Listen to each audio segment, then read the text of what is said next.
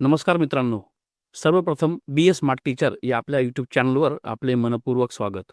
मित्रांनो, scoff logging करताना सध्या अनेक शिक्षकांना एक एरर दिसत आहे. No match found, please check your details.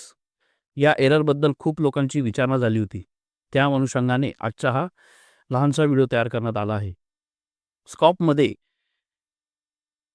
Login करण्यासाठी 2 गोष्टींची आवश्यकता असते. मुख्याध्यापकांचा मोबाईल नंबर आणि मेल आय डी. मागील वर्षी आपण UDAS पोर्टलवर जो डाटा भरलेला आहे त्यावरूनच हा डाटा घेतला जातो. थोडक्यात म्हणजे UDAS पोर्टलवर मुख्याध्यापकांनी जो स्वतःचा मोबाईल नंबर आणि मेल आय डी नमूद केलेला आहे तोच इथं आवश्यक आहे पासवर्डसाठी. परंतु मागील 1 वर्षामध्ये काही शाळांमध्ये मुख्याध्यापक किंवा शिक्षकांची बदली झाली होती. त्यामुळे नवीन शिक्षकांनी आपले मोबाईल नंबर आणि मेल आय डी चेंज केले असतील, म्हणजे ती माहिती अपडेट केलेली आहे. म्हणून जेव्हा आपण नवीन मोबाईल नंबर आणि मेल आय डी वापरून लॉग इन करतो तेव्हा सिस्टीमला तो डेटा सापडत नाही. त्यामुळे हा एरर दिसतो. No match found, please check your detail. याचा अर्थ असा होतो की तुम्ही टाकलेला मोबाईल नंबर आणि मेल आय डी हा सिस्टीममध्ये मॅच होत नाही. आता महत्त्वाची गोष्ट म्हणजे ज्यांनी अजूनपर्यंत मोबाईल नंबर किंवा मेल आय डी बदलले नाहीत त्यांनी कृपया आत्ताच्या घडीला कोणताही बदल करू नका.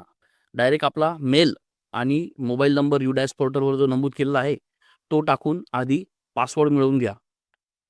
त्यासाठी आपण प्लाय स्कूल डिरेक्टरी लॉगिन हे नाव टाकून सर्च केले ही पहिली वेबसाईट येईल. यावर क्लिक करायचं आहे आणि लॉग इन व्हायचं.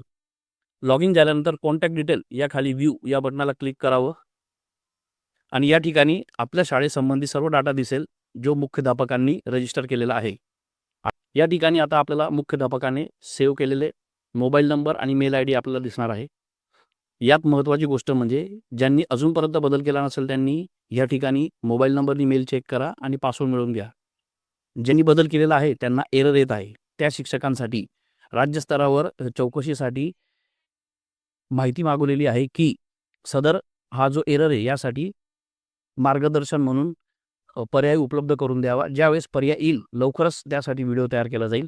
हा व्हिडिओ फक्त खुलासासाठी तयार करण्यात आला होता की हा एरर ज्यांना येत आहे तो कशासाठी येत आहे आणि ज्यांना अजूनपर्यंत नाही त्यांनी कोणतीही माहितीत बदल करू नका. पहिले सर्व स्कॉपची माहिती भरून घ्या. ओके, लवकरच सोल्युशनसह पुढच्या व्हिडिओत भेटू. तोपर्यंत टेक केअर आणि गुड बाय.